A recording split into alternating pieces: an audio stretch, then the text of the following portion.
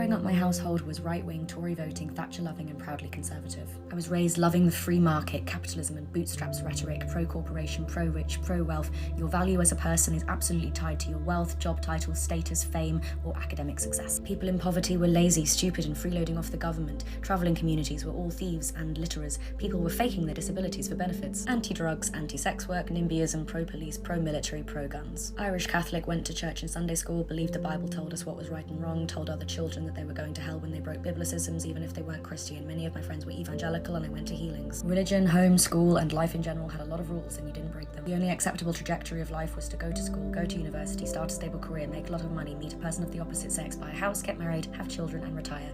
And you had no obligations to anyone outside of your family. Casual sexism, internalized misogyny, I was a hardcore pick-me, one of the guys. My mother was very traditionally feminine and my father very traditionally masculine. No openly queer people around in my life as a child. The closest was a distant Irish cousin who was a lesbian for a while. Homophobia, biphobia and transphobia were rampant. Queer people on the television were unnecessary, repulsive or titillating depending on the content, and I was told that if I came out it would be disappointing. Till my sister and I started school, there was only ever one black person that I knew well and she was white passing, so I didn't even know that she was black until I was a teenager.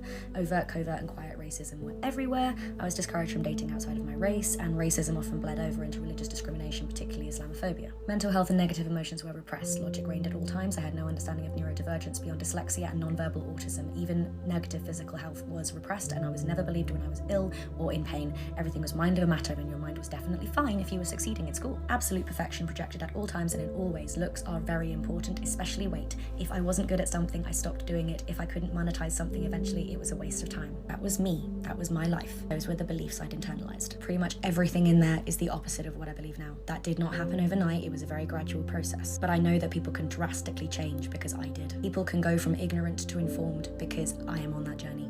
And I know that once that journey has started, it can and should keep going forever because mine does. And there's a lot of education and perspective that I've now acquired that I can provide, and I can change other people's minds and start or progress journeys of their own. And I know it works because it's working on my parents. My parents are now proud feminists, fierce advocates for the LGBTQ+ community, no longer vote Tory, and who just last week asked me for anti-racism resources. That's where I find the strength and that's why I keep doing this. And I hope all the other creators out there who advocate for social justice and a better world know that they are doing the right thing and making a difference, because it was people like them who started this journey for me and countless others like me. It works, it matters. And every now and again someone tells me that something I said made them question or research or change their mind, and that is the fucking point.